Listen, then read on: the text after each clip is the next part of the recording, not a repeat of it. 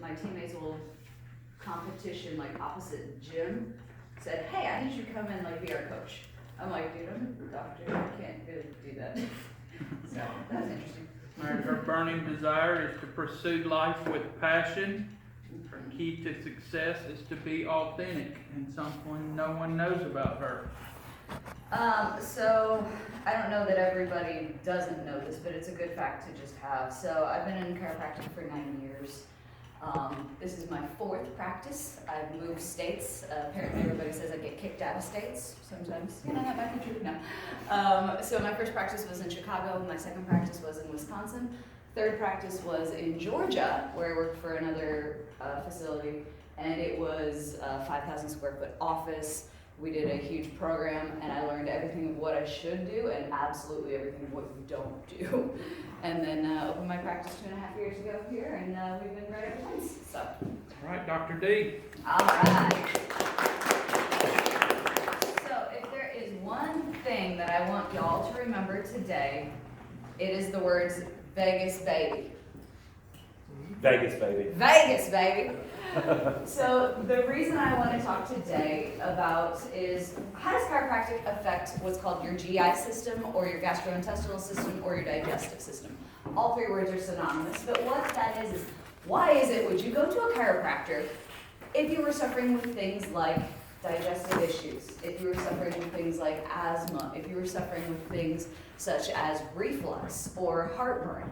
How is it that chiropractic helps with constipation or diarrhea? So the first thing that we have to understand is what controls the nervous system, or what controls the digestive system is the nervous system, okay? So a lot of people have seen me present before, and we talk about how as the spine misaligns, it puts pressure on those nerves, it irritates them, makes them do that. So if I'm doing that all day long, do you see how that might create an irritation to the nerve that goes to my gut that now says, do I like go to the bathroom or not? So in some people it'll do that and it'll make them spasm. So what that does is it doesn't allow them to lose it. And I gotta tell you, if you ain't moving it, you ain't losing it off of you either. Do you guys know on average how many times you should poop in a day? 3. Yeah, a day. A Some day? people look at you and go, are you insane? Right?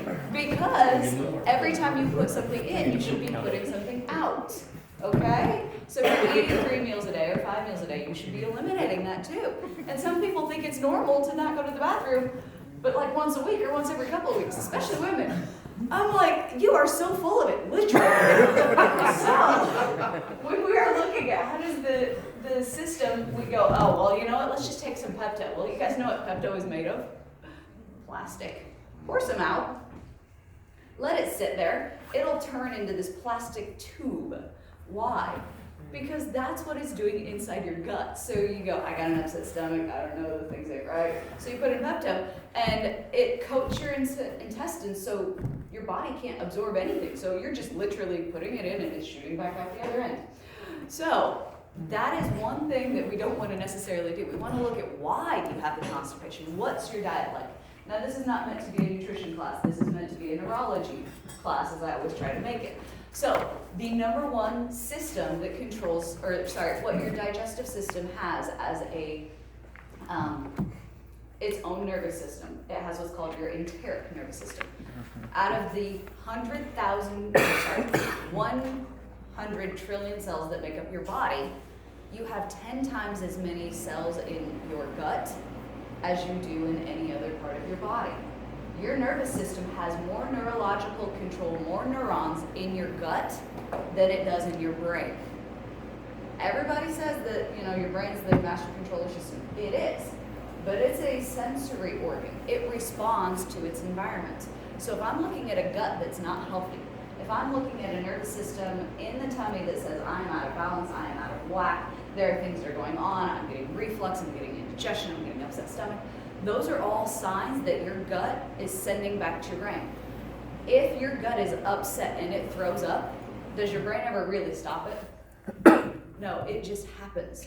If your gut is sick and it says, get it out the other way, does it ever really stop it? No. So where that all happens is it's through the vagus nerve, okay? Now, vagus nerve is the most important nerve in your entire system because it controls your entire digestive tract. Where does it come out of? Up top, who's seen Waterboy? None. Waterboy, the movie, yeah. Medulla oblongata. Second word you get to remember. Medulla oblongata is where that vagus nerve comes out of. There are many procedures that doctors will go in and they'll put in what's called a vagal nerve stimulator just to get your organs in the body to function right. Okay? So when we look at the gut, we need to have the right balance of good and bad bacteria. And that's actually old thinking, because good bacteria is not good, it's helpful. It's just non-aggressive. You want about an 85% of non-aggressive bacteria in your system that help you digest, absorb, and eliminate the food appropriately. You want about 15% that are hostile, or is what we would call bad bacteria. That hostile bacteria is meant there for a reason. It's to fight all the infections, all the gross stuff. I don't know if you guys have seen my Facebook page a couple of these last 2 weeks. We've been putting up stuff on how do you get sick, or how do you not get sick? What are the things that we can do to avoid it? So one of the things I like is this quote from Leo Tolstoy. Everyone thinks of changing the world, but no one thinks of changing him or herself. So we go, oh, I got sick. How did that happen? Something got me. But here's the truth. Most healthy people do end up getting sick. Why? Because their body is so healthy in the first place that it doesn't have the ability to even get sick because the system is working so well. So when we're looking at chemical health toxins, you know, you want to make sure you're drinking plenty of water, you balance your blood sugar, and you eat the right kind of fats. But you also want to look at what is your nervous system doing. So most people think L2 hooks up to this nerve, L4 hooks up to this nerve. Those are the nerves that control that area. That's 100% true. But I can adjust up here in the top of your neck, because up here in the top of your neck is where that vagus baby nerve comes out of, okay? That's where the medulla oblongata is. So if your neck is jacked up here because you're doing this all day long, and you have people that have been in a car accident and now all of a sudden their gut is messed up. Why is it that their gut messes up? Because their gut is super smart and it says, I need help, I just got damaged. Let's open up all of my neurology in my gut. Let's open up and make a leaky gut. So after you've had a accident, the food that's in your system, the body goes, that shouldn't have been there. That got in my bloodstream. So now you'll create an autoimmune disorder.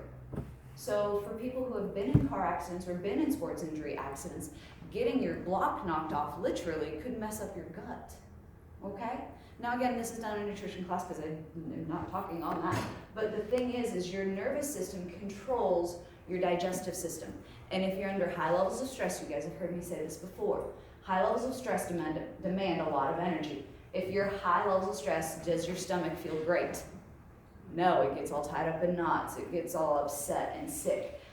That's because the high levels of stress, be it a physical stress of a, car accident, you got hit in sports, you're sitting on the computer like this, your job is to answer phone calls all day and you're doing one of these things because your boss isn't nice enough to get you a headset. We'll work on that. We need to make sure that all those structural things that you're doing day to day aren't messing with the most important bone in your whole spine, your atlas. You guys know in Greek mythology, the guy named Atlas was carrying the world on his back, right? That's what this bone looks like, only it looks like this. And if it rotates and slides up, not only are you going to mess up the gut, but you're also going to mess up the ears. The ears is part of your digestive system. Why? How many kids have ear infections and then turn into sinus infections and then turn into stomach infections, right? So one of the things I love seeing is kids with ear infections or tummy issues. So many parents will come in and bring me their sick kid and go, they're sick, fix them. I'm like, what are they doing? Well, they're not pooping, they're spitting up. So we have like buttons, is what I call them, like the poop buttons down here in the booty. If we can adjust that area, get that spot fixed back up because, they were roughhousing with their sister and they kaboom and fell down on their booty, that can knock that out of system, and that vagus nerve is not getting that right signal. So it's sending a stress signal saying, hang on, we gotta fix it, there's something wrong here, so tighten it up. You adjust that, it helps to release it. Same thing with the neck, if they got hit here, their ear infection, that tube is now blocked, so we can readjust it, allow that to go back to where it's supposed to, so that the body can balance itself out. You don't need a drug for everything. When I was looking at one other slide I do want to show you, is on average, how much is America spend on drugs in this world? Really? $35 billion. These are the top 10s. How many of those have to do with your gut? Cholesterol, yep. Acid reflux, yep. Asthma, yeah, actually. Depression, anxiety, Where is your 80% of your serotonin made? Is it in your brain? Yes. It's actually in your gut. 80% of your serotonin is made in your tummy. So if you are sad and depressed, get your gut right, y'all.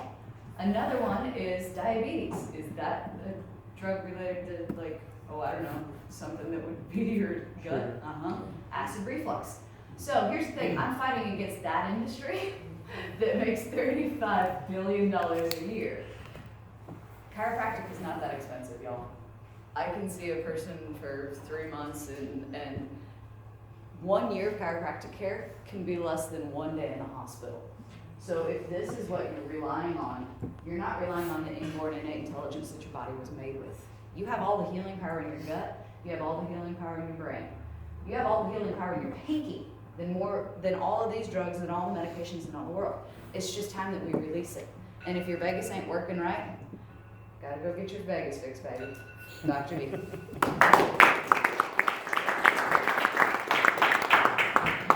Now let me know more about